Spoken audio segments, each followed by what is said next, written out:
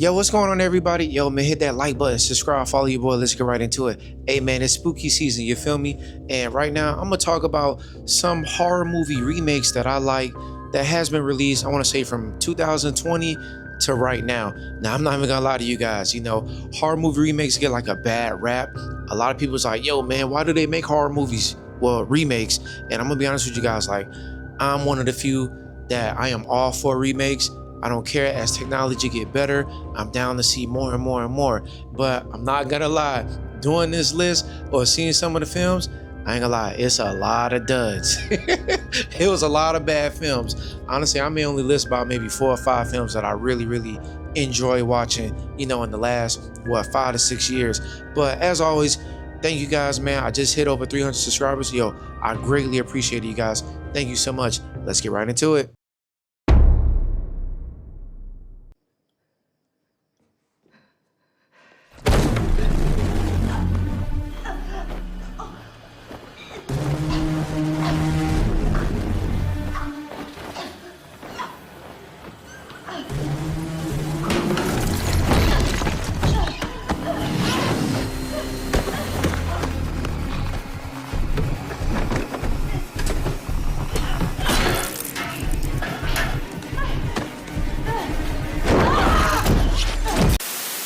All right, so first, hands down, I gotta go to The Invisible Man. Now, yo, I love this movie. This movie was so incredible, man. So right out the gate, your girl Cecilia, she was, sleeping with her boyfriend Adrian or whatever, fiance, whoever he was. But I just love like the opening shot. Like, it just showcases like how she does whatever she can to try to like get away from him. So you already know right out the gate, like it was no words spoken from him. You already know he's hella abusive. He's super crazy. So like, it was like such a suspenseful scene because he's trying to sneak out. She bumps into her dog Zeus or whatever. The alarm goes off. She's panicking. She's freaking out. She gets to her sister. I'm not gonna lie, her sister dumb as hell. Yo, I was screaming like, dog, like, yo, drive. And she's like, what's going on? What's going on? And then you see, like, I want to say like the framework of Adrian rushing down from the hill, and then he freaking punches the glass open. Like, I'm talking about, that was just pure scary, suspenseful. It was crazy. Like, it was a fantastic opening scene. It lets you know right out the gate, Adrian is not a guy to play around with. So again, this movie was just incredible, man, because again, Cecilia, like, she was just so afraid. She was shooken up. She was scared to even like go outside. And I feel her because Adrian was like a master manipulator. Dude is like hella rich. So you already know when you hella rich, you get your way with every single thing, you feel me? And plus, this dude made an invisible suit. So she already knows. She freaking out, spazzing out, people thinking she crazy or whatever. But we all know Adrian is freaking, terrorizing her. And he's doing everything in his power to make her life a living hell. But I feel like this movie really amped up when, his brother Tom was like, oh yeah, by the way, my brother dead, man, you feel me? So here's 100K every month, there you go. And I feel as if this movie really picks up because, again, Adrian's going out his way to really just make her life a living hell. But of course, again, this movie's like fantastic because it had like a twist, 2 twists or whatever. It turns out Tom, the brother, was one of the killers. He was actually like tormenting her as well too. So like, I remember the first time when I saw that, I was like, oh my God, like, this is crazy, bro. Like, this is crazy. And then the other twist or whatever, I think she was pregnant. I think either Tom or Adrian switched out the birth control pills or whatever. That was crazy. A third twist towards the end of the film, Cecilia, because, oh no, I got ahead of myself. You remember when I'm assuming it was Adrian killed Cecilia's sister in the restaurant? That shit was crazy. It was crazy, dog. It was really crazy. But then the last twist, when, she, of course, she couldn't face the reality, like, nah, hell no. Like, Adrian was the one tormenting me. Like, nah, hell no. But remember, she stole the spare suit. She kept it tucked away. You feel me? And then when she came back, and when she had that little dinner with Adrian, and then, that final shot, it was panning in Adrian's face. We all know, yo, he did that shit. he did that. He did that shit. He guilty as fuck. I knew it.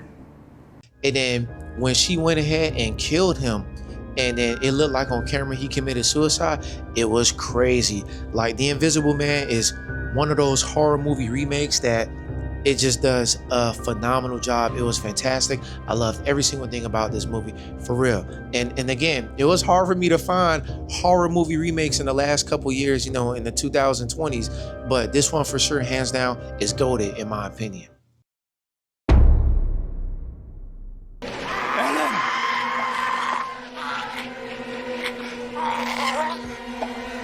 I should send Dr. Stevens. No! No! Please. Please. I'll be good. I'll be good. I promise. I promise.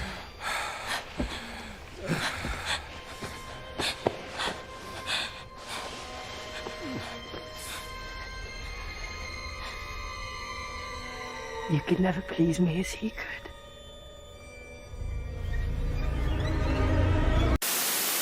All right, the next film, hands down, I gotta go to Nosferatu. Now, this film came out literally last year in 2024, you feel me? And I'm gonna be honest with you guys, man. This film I greatly enjoyed, okay? But I'm not gonna lie, it took a while for this film to cook up, okay? Now, the beginning was kind of slow, but I feel as if it does a really, really good job of world building. What I do love about this film is that the production is incredible. It really did feel like Germany of like 1828 or whatever. Like, I feel like the props, the sets, everything was phenomenal. Now, I don't know the actress who plays the girl. I think her name is Ellie or whatever. She does a phenomenal job, dog. Like, I feel as if like her acting was incredible when she was describing these nightmares. Well, they wasn't really nightmares, but when she was describing this to her husband Thomas or whatever, it just felt crazy. I'm not gonna lie, yo, Tom is a real one, because right out the gate, hey, you telling me I'm having nightmares, or we had a wedding and I see a whole bunch of dead corpses or whatever, and I just loved it. I just want to be married to death. Yo, you telling me some shit like that, I'm leaving your ass. I'm straight up. And I ain't gonna lie, like the first time when he was kind of looking at her like, damn, like, hey, and when he hugged her, he's like, hey, don't talk about that out loud ever again. You feel me? Like, don't, hey, like, hey, we ain't talking about that no more. But she does a fabulous job. Now, I want to say like the best thing about this film, to me at least, is Nosferatu, okay? Count Orlok, all right? The way that I want to say the camera work was, when like he wasn't always like directly in frame, he was kind of blurred out. I love the effect on his voice. It was hella deep. He was deep breathing, kind of sound like he was wheezing in a way. Like, hey, I ain't gonna lie, dude needed an oxygen tank, man, you feel me? But I just love that, the dread, okay? Like the atmosphere, everything felt dark. Everything just felt like kind of surreal, like, was this really happening? You feel me? I ain't gonna lie, Thomas kind of sold his wife out for a little bag of gold, okay? I mean, his wife, Ellie, really, really loves him. And the fact that he saw that bag of gold that Count Olaf dropped on him, and he's like, yo, she just signed that shit like real quick, you feel me? It was crazy, all right? but I just love that atmosphere, you feel me? I just love everything about it. And then of course this film was like very sexual, you know what I'm saying? Like it's, I mean, I ain't gonna lie, Count Olaf was really tapping that ass, okay? Because that scene where she was telling Thomas like, yo, like, you sold me for a bag of gold, like, oh, by the way, he was my lover back then, okay? I needed some comfort or whatever, and he came through, and guess what, he do it better than you. And then Thomas looked at her like, yo, come here, like, come here, girl. Hey, it was crazy, okay? But besides that, I just love like the plague that was going on. Of course, your boy, I can't even think of his name, but Green Goblin, of course, his crazy ass is in this film. I feel as if he was a great addition to the film as well too. But overall, I really, really love this film. I thought this was a really, really great remake. Again, Count Olaf, I mean, hands down, he was very, very creepy. Whenever he was on film, I was immersed. I'm not even gonna lie to you guys. I was like, oh my gosh, bro. Like, I wanted him to be on film every single time. And then when he be looking over the town and you see like his shadow coming over, or when he'll visit Ellie in like in those nightmare sequences or whatever and be messing with her, and he's like, yo, girl, you got 3 nights. Like, yo, if you ain't with me in 3 nights, I'm tormenting everybody, okay? Everybody's dying up in here. It was crazy. This film I really, really greatly enjoyed. And the twist at the ending too, man. Like, basically she sacrificed herself. And I'm not gonna lie, if I was Thomas, I'd have been pissed off to see when he came up in there and Count Olaf was on top of his wife and he was doing this thing all freaking night till the sun up. I would have been pissed off. But I'm not gonna lie, This movie was dope. It really was.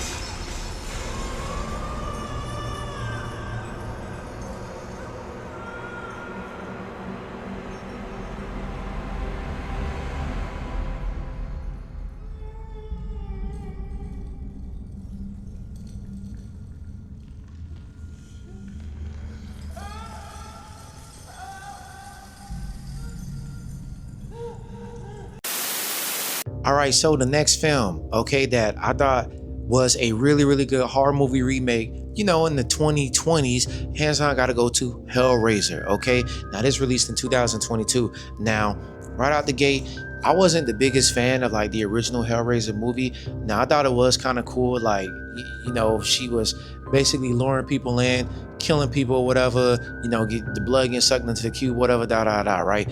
This one, I feel as if it does a really, really good job. I do like the character designs of the Cenobites.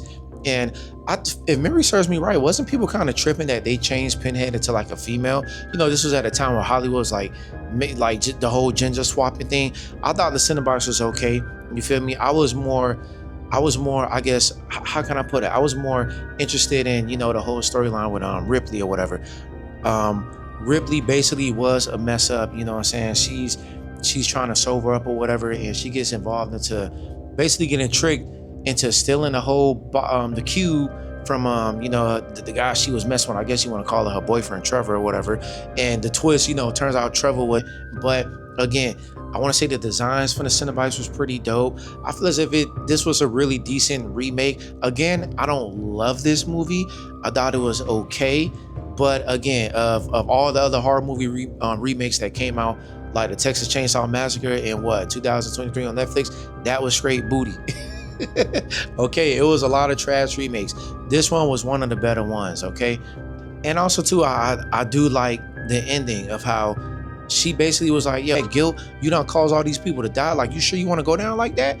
And they disappear, you know? So I kind of thought that was a really, really cool ending. But again, Hellraiser, it was solid. It was solid.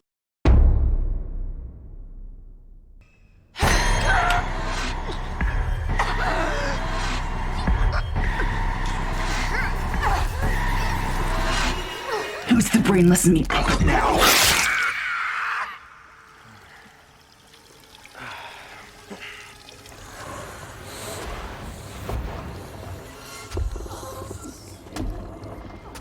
Caleb?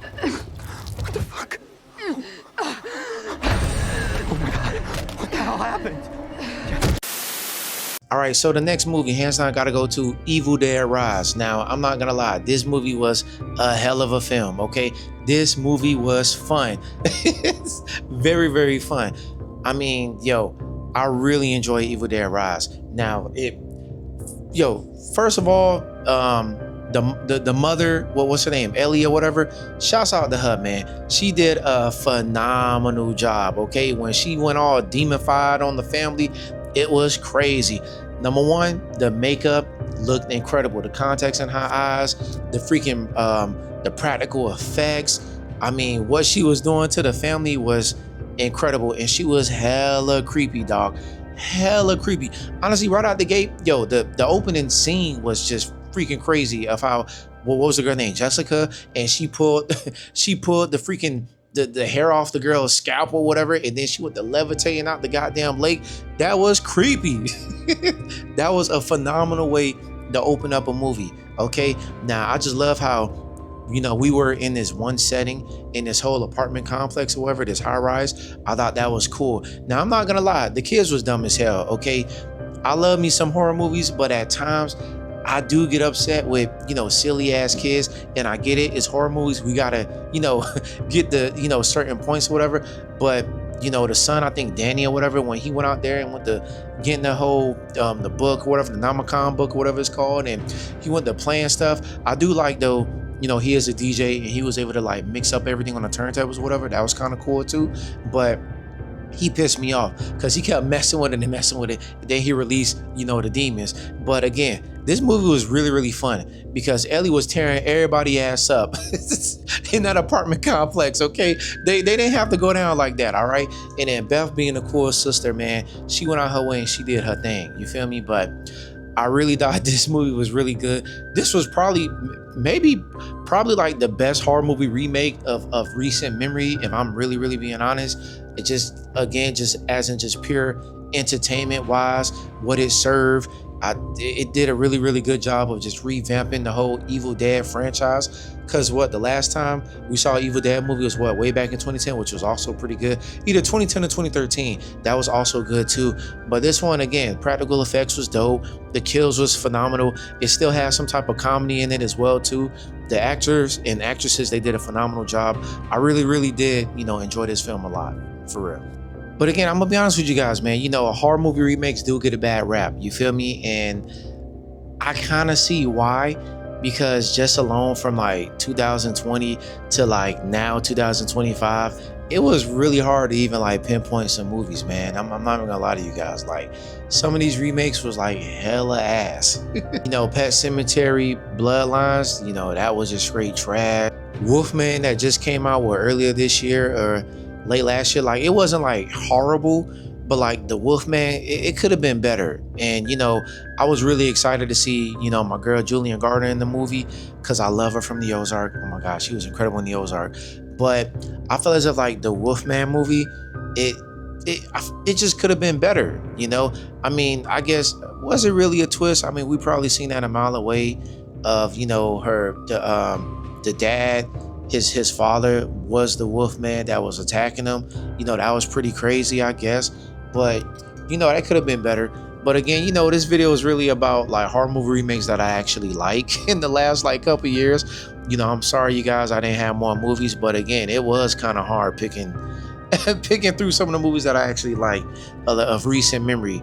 Maybe in the next video, I'll probably do horror movie sequels. But hey, again, thank you guys for watching, man. I greatly appreciate the love, man. Again, you guys got me to over 300 subscribers. I greatly appreciate that, you guys. I really, really do. Thank you guys. Check out some of my other videos, man. But as always, I'm out.